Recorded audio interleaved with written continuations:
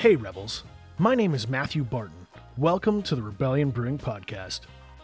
One of the best Twitter follows in Alberta's craft beer scene is Kurt Pearson's Watershed Brewing.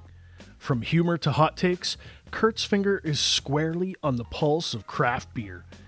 His shenanigans have also earned him thousands of followers and media coverage on the CBC. So let's get into it.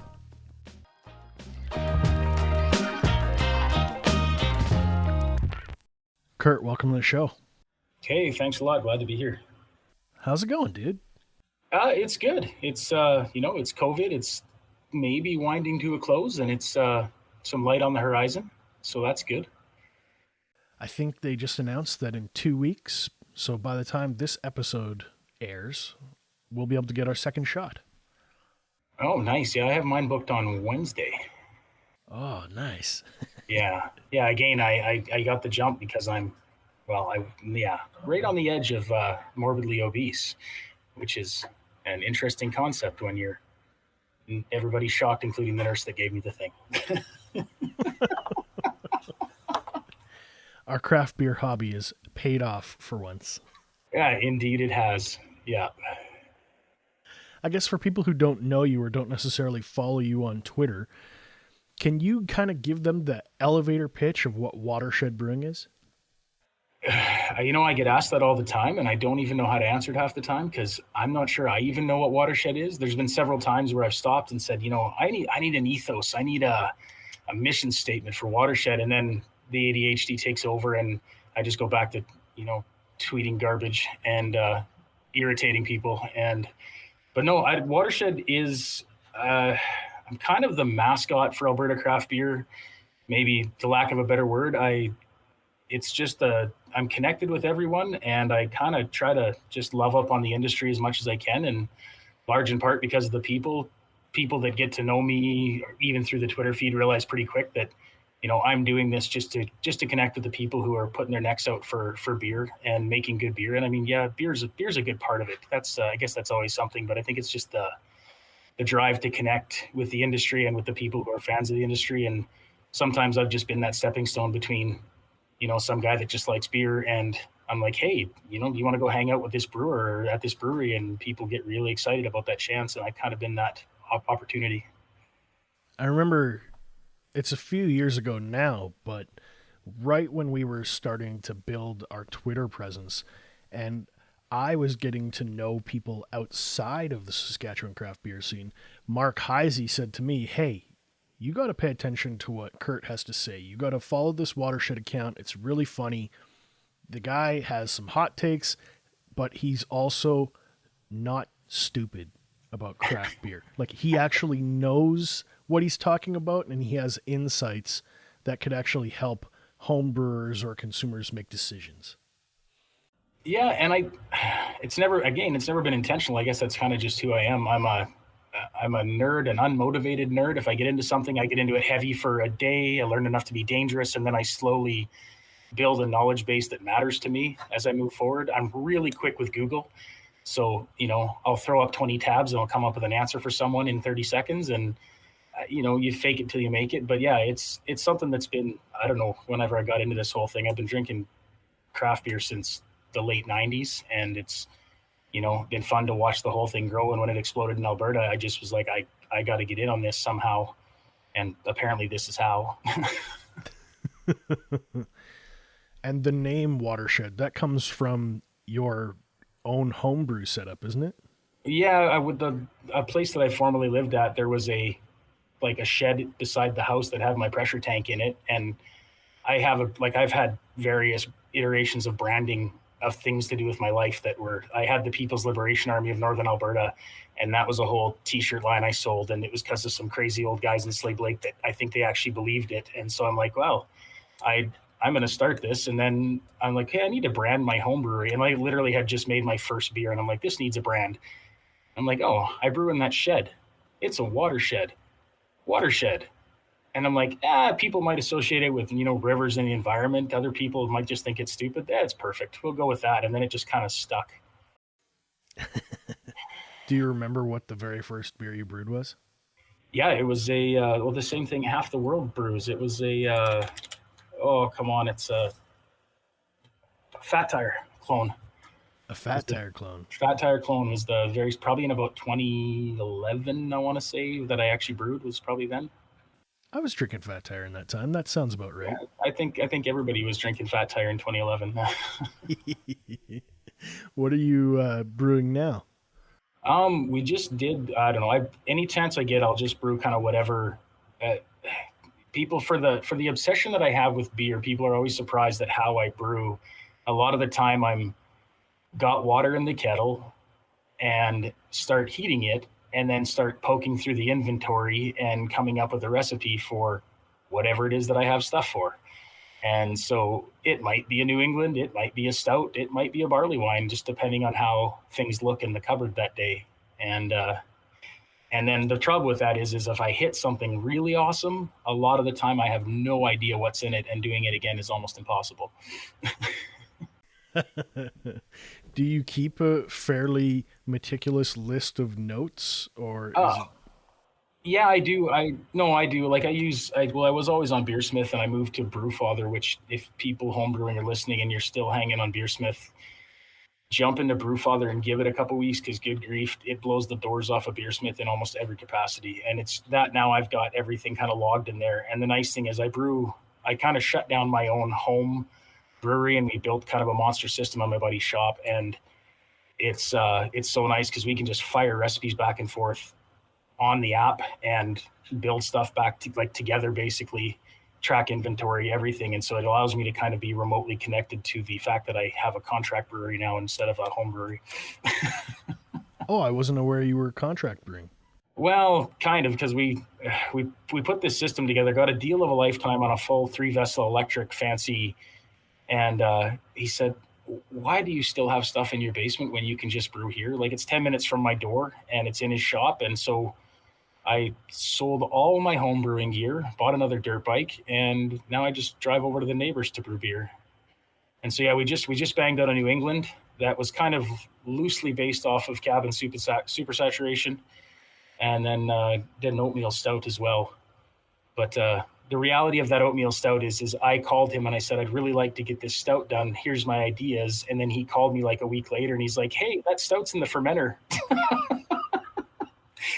So, it's kind of contract brewing on a homebrew scale. I know you get to mess with and have a lot of fun with the local Alberta breweries. Do you have a favorite story that you will never, ever forget from your Twitter shenanigans? Well, I mean, the thing that got this whole thing rolling beyond me just going, I'll just have some social media for the sake of, basic narcissism, the thing that took it to pure narcissism. This is the whole story that got this whole thing going. I was, excited that Alberta craft beer was slowly happening. And when Toolshed decided to brew out in BC to import their own beer back into Alberta, I caught wind of it early and I followed it really close. And I was just going, this is like the first small brewery to pop up I've been drinking Big Walk and Wild Rose and Brew Brothers and, Village, I think, was out at that time. I mean, there was not that many. And so I was super excited about a small brewery. And so they brought their first, I basically was on Keg and Cork's hot call list. And the second you get Toolshed in, call me. And then I had kind of hyped it up at work that there's this new brewery. So I drove straight up to Edmonton when they came in and I cleaned the shelf out. Everything they brought in, I brought back. And then 2 weeks later, I did it again. And because I had a bunch of people interested and I wanted it for myself. And Graham and Jeff got wind of it. And I'd been tweeting about it. And I saw this post on Facebook that said, hey, there's some crazy craft beer fan in Wetaskiwin that's buying all our beer. We want to say hi. And so I just said, hey, that's me. And literally 45 minutes later, because they happened to be doing a sales run in Camrose, they showed up at my house with a pile of beer and a handshake. And it just made me go, holy cow, there's like people behind these businesses, real people. And I mean, we hit it off. Graham and I, brothers from a different mother, a lot of weird things. We have the same last 4 digits of our phone number. Like, it just kind of, it's one of those weird things. And I was actually talking with Graham and he goes, did you know that, we had made a conscious decision not to tweet about that. We wanted it to be about meeting somebody and not make it about our self-promotion. He goes, but then you mentioned it and I tweeted about it and probably put it on Instagram. And other people saw that and they landed Liquor Depot because of that, because I, blew up. And so like, that was kind of my biggest connection, was like something I did, some little stupid thing I did, ended up a small business getting a massive account and able to, probably feed their family for another week. And so, yeah, that was kind of my biggest ones. I mean, I've done a lot of stupid things. I've a certain brewery that we don't mention by name. I've had certain security type people at Beer Fest remove me from the presence of their booth. No, what did you do? Oh, I just had questions, very pointed questions about Wisconsin and very things. I wasn't being angry, but then some big dude stepped in front of me and said, "You should probably go now." And that wasn't social media. Me in real life is much like me in social media. I'm not small and I'm not afraid and I don't know how to shut up. So it's always fun.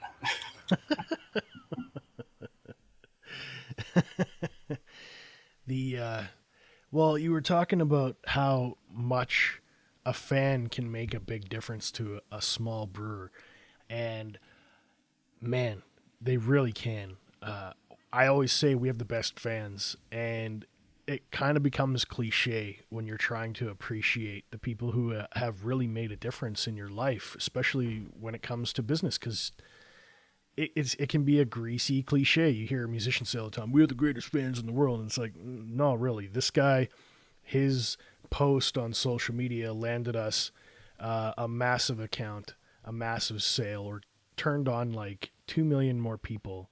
Like, we had a dude on TikTok posting about Rebellion beer a couple weeks ago, and he got millions and millions of views. And it blew my mind. I was like, man, we can't afford to put anything in front of millions and millions of people for any amount of money. We just don't have that kind of leverage. We're lucky if we hit 2 to 10,000 people with a viral post, and here's this guy completely blowing it out of the water at 2 million or 3 million views, still climbing. And I called him up and I was like, "Can I give you a care package? Can we give you a hat and a t-shirt and some stickers just to say thank you? Like, we don't have the means to show how grateful we are, but you made a huge difference." And he was like, "No, I was just having fun. Don't worry about it." Like, he was so humble about it. He's like, "I'm just a fan. I just like it." Yeah. It was wild. And so guys like you who truly love this thing, yeah, I can't say enough. It's just, it does mean the world to us. I joke, you guys are putting my kids through college. Yeah, and that's a big part of why I do it. And I mean, I'm such a people person. COVID has put the brakes on that. I mean, family life put the brakes on a lot of it, but I've met so many people by literally walking in the back door of a brewery. And like, there's breweries that make a joke about, like, I don't know if Kurt's ever been in our front door. I don't even know if he knows what the tap room looks like. And it's just because I'm like, if I walk in that door, and I made brewer shirts, like, Blue Dickies brewer shirts with Watershed logos on them. And so that gets you through a lot. That gets you into Beer Fest past security in the back door quite often. If I have to be perfectly honest, they don't even look for a wristband. They just see a brewery t-shirt and you're good to go. But then, I've met people that way and shook hands, and then I find out that they're already aware of Watershed. So then you walk in with that on, and it becomes a conversation. And I'm like, I'd like to try your beer, but I came back here to meet you guys. Like, that's why I walked in the door. And that's why I'll, run my mouth for the next 3 months about your business on Twitter, because I just met you guys and you guys are cool. I mean, if the beer sucks, I'll probably be awfully quiet about it, but that's another story. It's easy to celebrate successes very loudly. One of the things that is near and dear to my heart is a proper quality hat. And I see your Watershed hats, and I'm just like, man, how do I get one? How do I get one in my hands right now? And you said it's not quite yet? Well, it's a bit of a story. There's this Cilantro and Chive, this restaurant in Lacombe that has been a unfailing supporter of Alberta craft beer from almost the day they opened. Riley and I developed a very dangerous relationship where I say something stupid and he gets really excited, and then we spend money and make it happen. And so now I had my own website for a while, and then all of a sudden we decided to sell merch through Cilantro, and now Watershed merch is really only available at Cilantro. And, if you ask really nice, they'll put it in the mail. And maybe in the future, I'll step it up. But the reality is, sending somebody a $25 or $30 hat with $18 shipping in Canada really slows down the desire for a not trying to make money business to send stuff out places. That's true. Our average order costs $15 to $20 to ship. So when people are making a purchase on the store and they're within the Regina area, I might physically just call them up and be like, just come to the tap room, save yourself $20. Trust me. Yeah, exactly. Well, I don't know. I mean, I think there's probably only 24, maybe 30 of those original brewery Watershed shirts that I had a local shop make for me. And every one of those, and the first set of hats I ever had done, those were all delivered by hand. If you were wearing my gear, we'd met, we'd shook hands. And that was kind of my whole thing behind it, was like, yeah, it's cool if you want to represent whatever this is, because I don't even know, but we got to meet. We got to sit down for a beer. Like, if you're going to wear my stuff, I want to know who you are. Like, not that saying that if you're a dick, you can't have it, but it's like, it's like, I like people. And then a friend at a Auto in Edmonton's another great restaurant that supports beer, has great food. And he sent me a picture the other night, one of their regular customers that has been, confined to patios and whatever. He sent me this picture of him wearing one of my original Watershed hats. I'm talking 6 years ago. And he said, "Do you know this guy?" I said, "No, I don't have no idea where he may have got that hat, but that is amazing." And like, the dude was pushing 60 and wearing my Watershed hat. I'm like, this is great. So yeah. Well, I feel like if you see a Watershed shirt or hat come through the tap room, it's kind of like a secret handshake now. Yeah, and I mean, I never ever thought of it like that. And it kind of, for a while, it definitely was that, when, like, I mean, I have a friend that specifically, if he goes on brewery tours, he wears his Watershed gear. And he's like, you wouldn't believe the amount of guys that like come out from behind the bar or from outside the brewery and like, "Hey, Kurt." And then he said, and then I end up with free beer. And I'm like, don't abuse my good name for free beer. That's my job. But yeah. As vanity projects go, that's pretty sweet. Oh yeah, no, I mean, I'm, a type A outgoing personality, and like, admittedly a narcissist, and it's not been good for that. Like, some people have assumed, like, who is this guy and what's his business in that? And then eventually we meet and they're like, okay, well, you're not just doing this to, get yourself likes. Or if people knew how little I looked at Twitter and Instagram, it would blow their minds. Cause I put such little effort in, but it's just like, I connect with people. If I zero in on one post and I interact with that person, I'm like, I just connected with somebody, and that's cool. And I mean, if you look at my Twitter, I follow like maybe 500 people, and it's just I'm like, yeah, if you want to follow me, that's cool, but unless I've sat down and had a beer with you, chances are I don't really care what you have to say. This is the me not holding back that gets me in trouble on social media. I do value that kind of like face to face piece. So if we're sitting there having a beer, I think that's a much more enriching experience than having like a tweet go viral. I could give a crap. I would be much more excited to have a one-on-one with a customer at the Horseshoe who was like, "Oh, hey, I listened to the podcast," or I saw your picture on Rebellion. I saw you were repping some new shirt or something like that." Than to just be back and forth on like a viral mega tweet or something. Oh yeah, for sure. Feels more ego driven than real.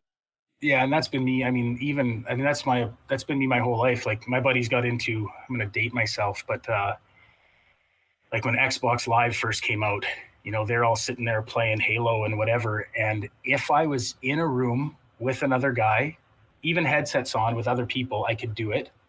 If it was one of my buddies down the street, I could do it. But as far as sitting down with people I didn't know and interacting like it's social, and I check out, and like, got into online poker. And if I knew two of the guys at the table were my buddies from town or wherever, I could sit down at the table for hours and play and chat, or I could sit in the same room. But as far as sitting down by myself with people I didn't know, it's like zero even drive to stay. Like, I got 3 hands in me and I'm out.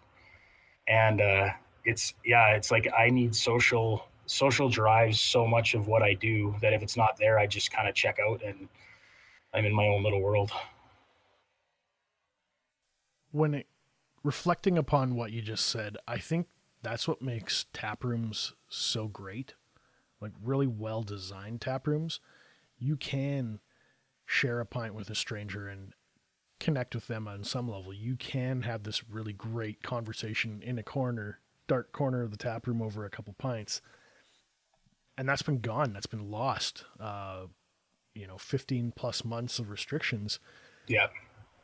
Just last weekend, I saw 5 friendly faces that I hadn't seen in over a year because they were staying home. They were social distancing and they were sitting on our patio, and every single one of them said, I've been waiting for the patio to come back open. I've been waiting for restrictions to lift. And I miss them, you know? Do I hang out with them every single day of the week, or are they family? No. But I missed that piece. Even as an introvert, I was like, I missed my guys, my beer guys. Absolutely. Well, and that's like, and social media for me, like I have made so many friends, acquaintances through Twitter. And I mean, Central Alberta, Saskatchewan, people that I've met, like, I mean, there's guys out there like Mark Loschuk. I have spent hours conversing with Lozzie and we've never met. Like for all intents and purposes, the guy's a friend, but we've never met.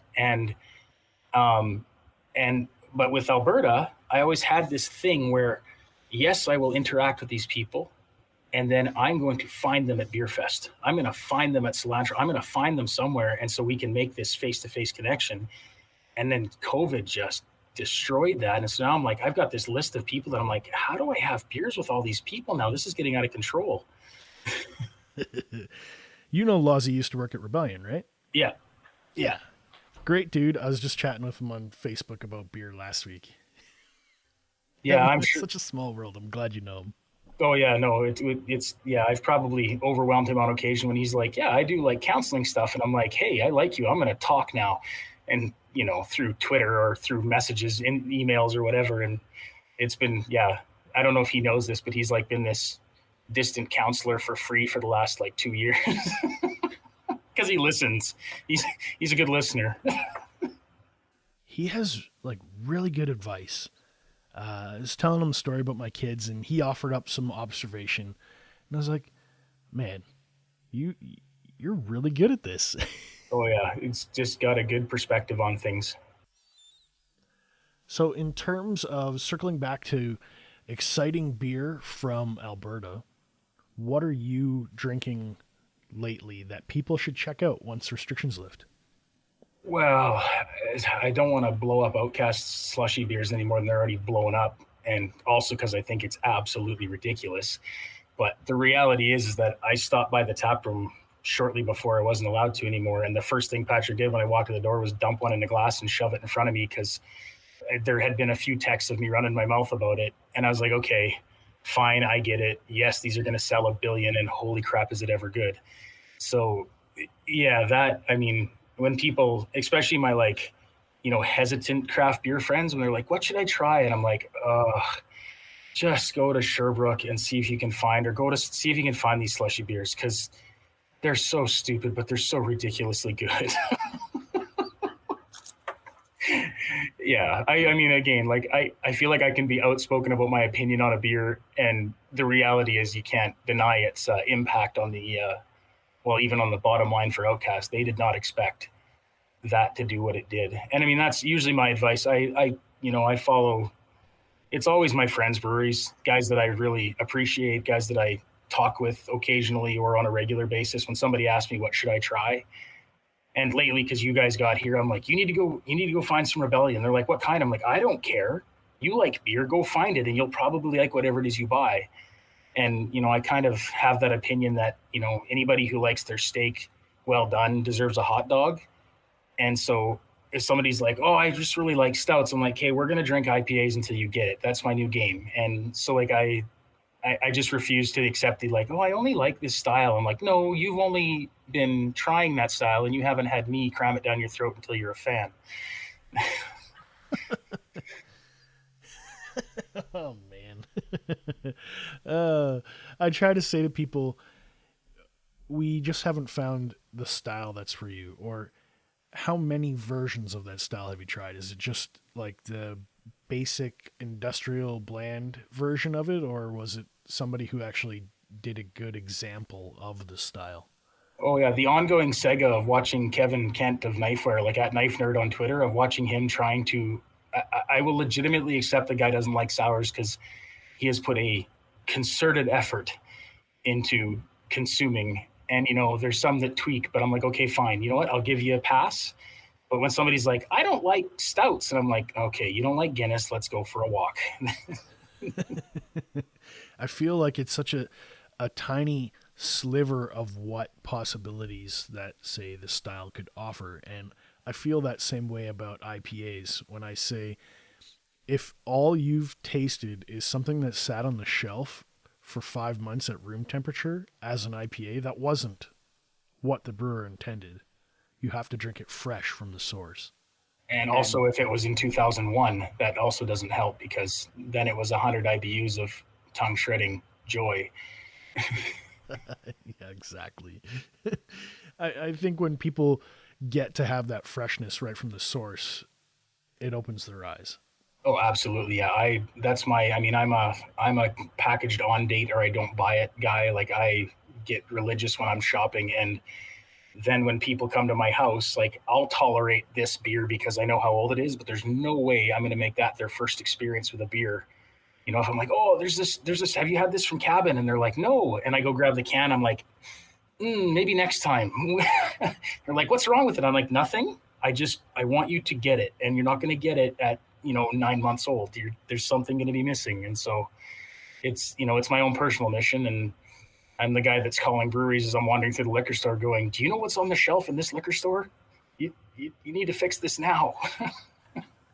I'm really glad that you brought that up because that's something that we've really been trying to renew and work with consumers and speak directly to consumers, not to retailers, to say, buy product that is refrigerated, look for the best before dates, make it a habit to look at when it was packaged and when it's best before, fresh is best kind of motto, and to say it's like kombucha or it's like cheese or dairy. You wouldn't buy a milk that somebody stashed in the middle of a shelf and is at room temperature. You just wouldn't buy that milk. You'd know something could go wrong with that milk. It's not going to taste great.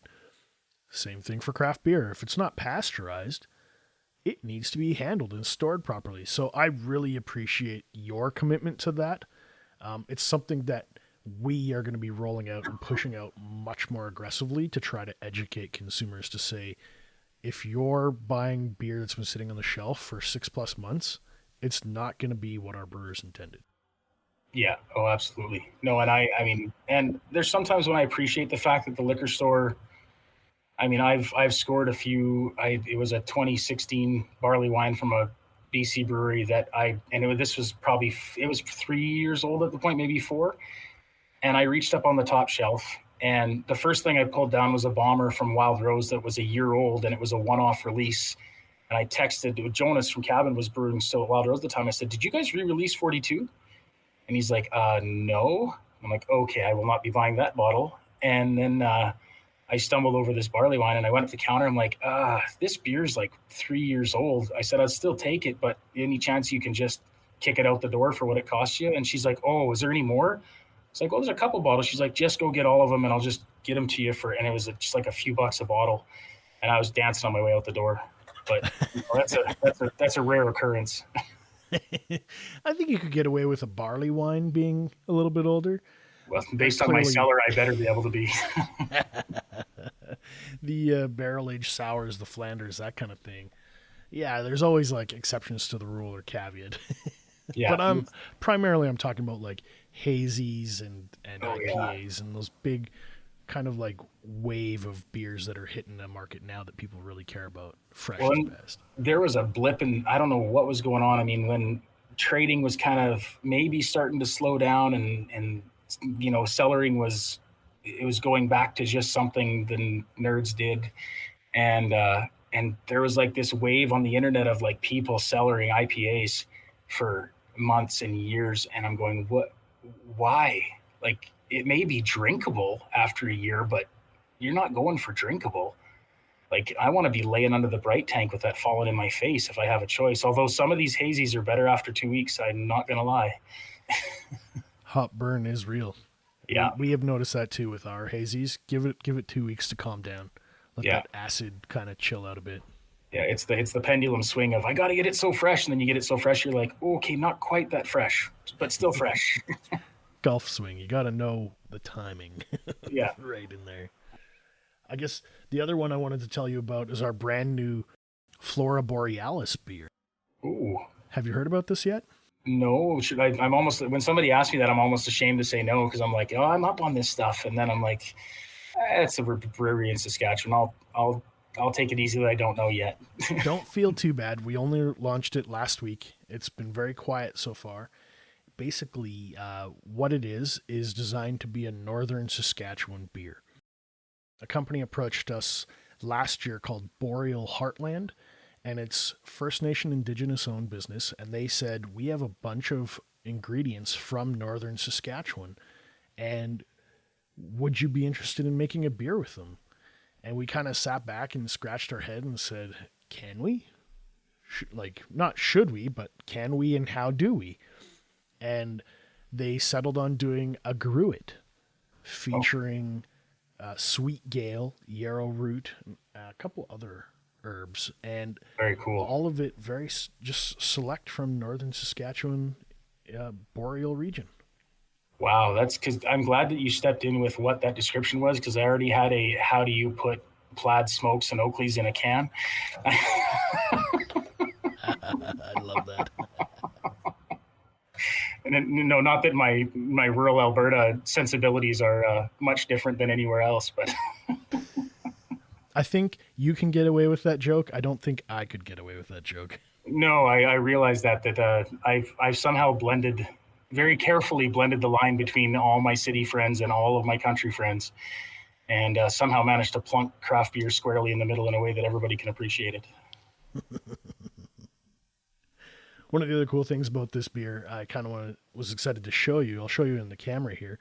It's got the Northern Lights and the Saskatchewan Prairie Lily, and it's all these little references to northern Saskatchewan. And the artist, her name is Rianne Setti, and she's from the Air Ronge area, way up north. Yeah. And we knew we wanted to have this feature the people of the community as much as possible. So we reached out to their arts people, their galleries, and they said, you know what?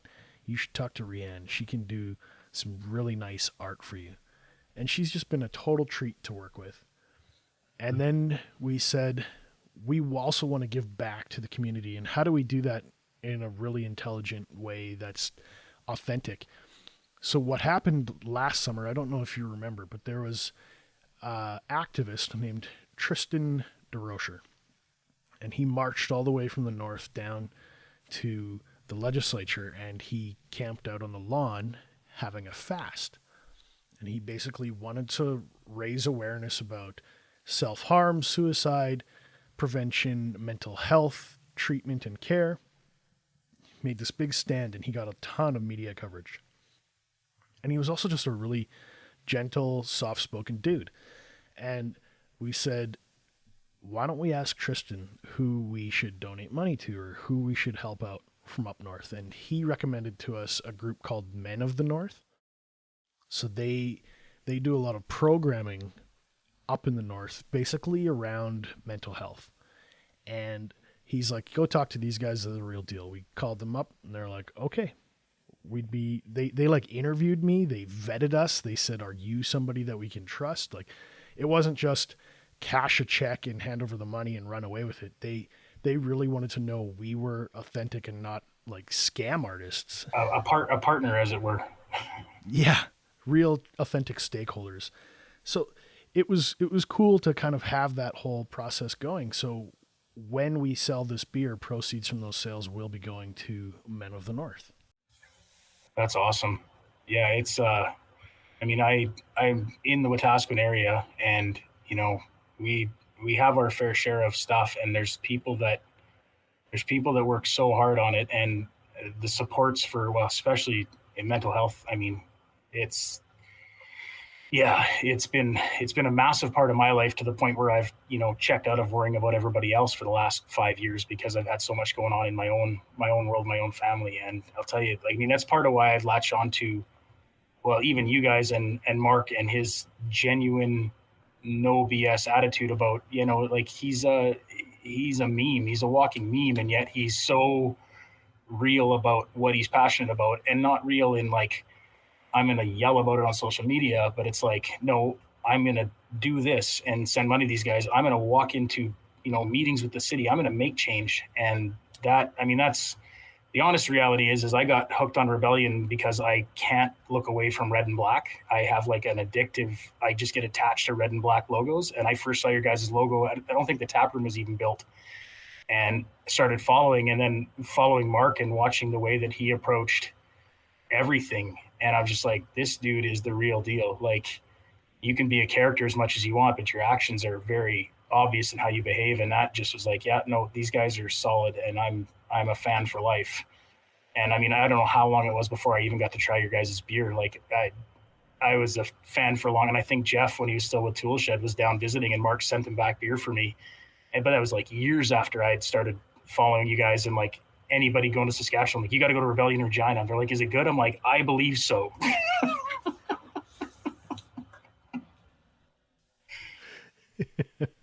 I want to believe that somebody has literally walked in the tap room and said to me, Kurt from Watershed sent me. I think that's happened, but I can't remember. I feel like it has happened. There's a good chance when you're like, I deal with this whole ADHD thing. What the good thing is that the second somebody says something, it triggers a flood of things, and usually they just all come out. But anybody says Regina, and I'm like, they like beer, they're going west, they need to go to Rebellion. Like, they just have to. And then usually when I tell somebody they have to do something, they're like, well, Kurt's sure excited about this, we should probably check it out. And and so it's been, I don't know, it's been positive that way. If somebody doesn't care that it costs $25 to ship a hat, how can they get a hold of you guys? How can they get a hat or a shirt in their hands?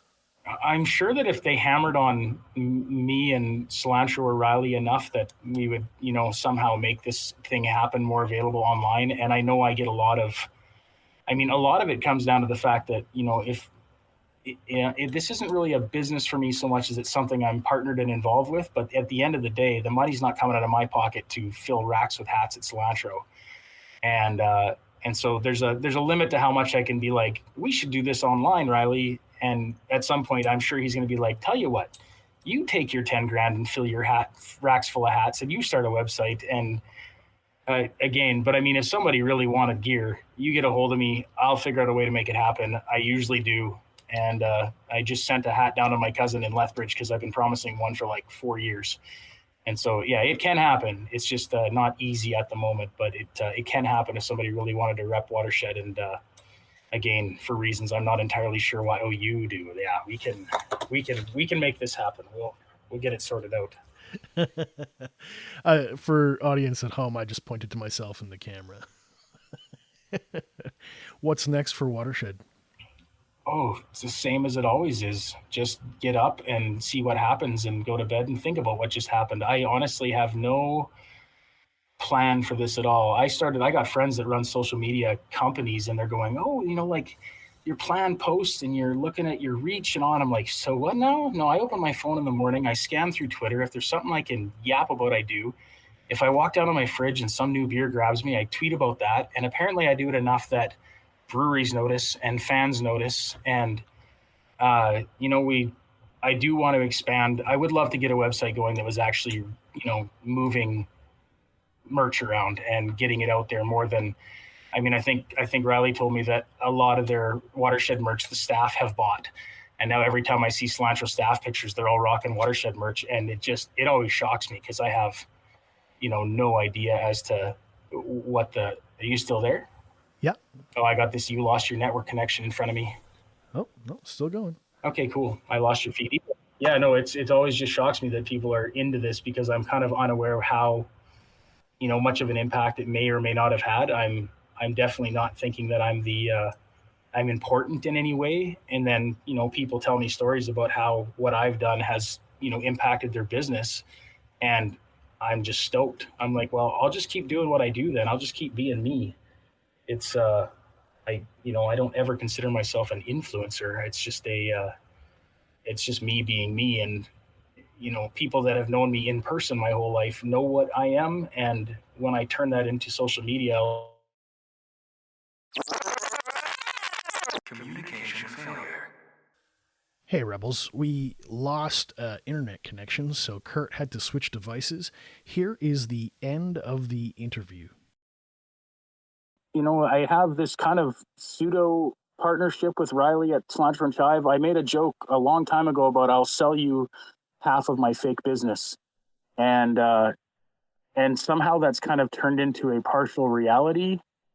And I don't honestly know what that looks like. And then the other project I've kind of been working on, we kind of started a no coast brand, and just kind of a celebration of of prairies and prairie life, and it's kind of started to kind of take a little bit of traction. So I've been putting effort into that with Kim, the other owner of Cilantro, Riley's wife, and we've kind of been working on that together, and it's been a lot of fun, and graphic design and all that.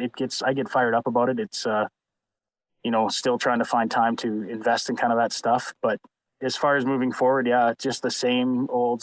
I'll throw t-shirts and hats at people. I just sold a doghouse on the weekend. Turns out the guy followed me on Twitter, and so I gave him a hat when he left. I love to hear it, man. I appreciate your support. I love your energy and vibe. I hope people who listen to this episode do check you out on Twitter, because I think it is a worthwhile follow.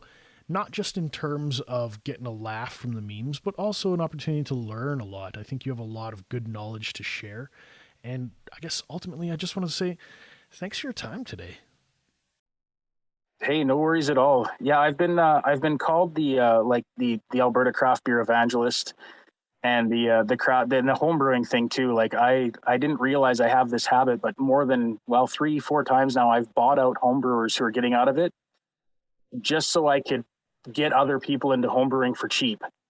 And so, I just spent $2,000 clearing out a home brewer, and I'm hoping to break even because I'm basically half giving the stuff away. So, but if people get into making beer and become fans of craft beer, which translates into my friends' businesses not failing. So I'm all about it. Cheers, man.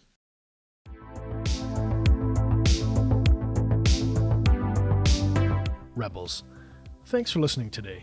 If you have any questions or comments about this episode, be sure to join us on our brand new Facebook group page, The Rebellion Brewing Podcast. I'm going to include links in the show notes to all things Watershed Brewing, so you can find Kurt on Twitter. I'm also proud to let you know that we're members of the Saskatchewan Podcast Network. It's a one-stop shop for tons of locally produced shows from across our province. And you can find them at saskpodcastnetwork.com. Be sure to follow us on Facebook, Instagram, and Untappd so you don't miss out on the latest in Sask craft beer news. Thank you for joining the Rebellion.